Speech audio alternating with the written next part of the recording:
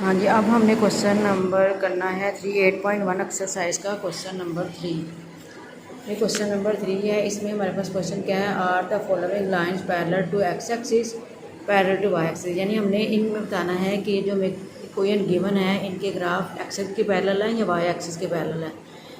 तो ये बात याद रखें कि अगर एक्स कांस्टेंट के इक्वल आ जाए तो ग्राफ वाई एक्सिस के पैरेलल होता है, और अगर वाई कांस्टेंट के इक्वल आ जाए तो ग्राफ एक्स एक्सिस के पैरेलल होता है। तो इनका हमने ग्राफ ड्रा नहीं करना है, जस्ट बताना है कि ये पैरेलल टू एक्स एक्सिस है या वाई एक्सिस है। ठीक है, तो अब देखिए हमारे पास 2x - 1 इज इक्वल टू 3।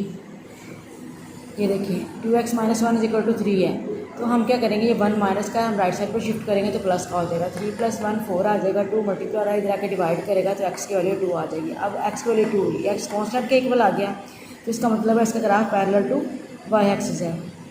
तो हम लिखेंगे 10 the graph of given equation is parallel to Y axis. ठीक है, क्योंकि एक्स कांस्टेंट के इक्वल आया है तो ग्राफ वाई एक्सिस के पैरेलल है। और अगर आपके पास जो है वो वाई कांस्टेंट वेरिएबल वाई और वो कांस्टेंट के इक्वल आ जाए तो ग्राफ वाई एक्सिस के पैरेलल होता है। ठीक है, ये बात याद रखना। अब इससे रिलेटेड सारे पार्ट्स आपने खुद करने हैं। 5th पार्ट मैं आपको करवाती हूँ, वो थोड़ा चेंज है, 4 और 5th। तो उनमें से 5th में करवा दूँगी, 4 आप खुद करेंगे, बाकी 2nd 3rd आपने खुद करने हैं। 5th पार्ट हमारे पास ये है 2x - 2y is equal to 0। यहाँ से 2y माइनस का राइट साइड पर शिफ्ट करेंगे तो प्लस का हो जाएगा। अब बोथ साइड को 2 पर डिवाइड कर देंगे तो हमारे पास x इक्वल टू वाई आ जाएगा। या ये ऐसे करेंगे, ये 2 मल्टीप्लाई इधर आके डिवाइड करके कैंसिल हो गया। उससे ऐसे भी लिख सकते हैं, और x इक्वल टू वाई, क्योंकि 2 मल्टीप्लाई और दोनों तरफ सेम है तो कैंसिल हो सकता है। अब ये देखो, ना तो x कांस्टेंट के इक्वल है ना ही y कांस्टेंट के इक्वल है। इसका मतलब है कि ये ना ग्राफ इसका पैरेलल टू x एक्सिस है और ना ही पैरेलल टू y एक्सिस है।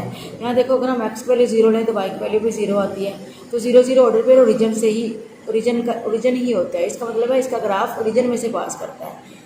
तो हम लिखेंगे दस the graph of given equation is neither parallel to x axis nor parallel to y axis, it passes through origin. ठीक है, ये ओरिजिन में से पास करेगा, क्योंकि ना तो x कांस्टेंट इक्वल है ना y कांस्टेंट इक्वल है। तो 4 पार्ट में बिल्कुल इसी की तरह से है, वो आपने खुद करना है।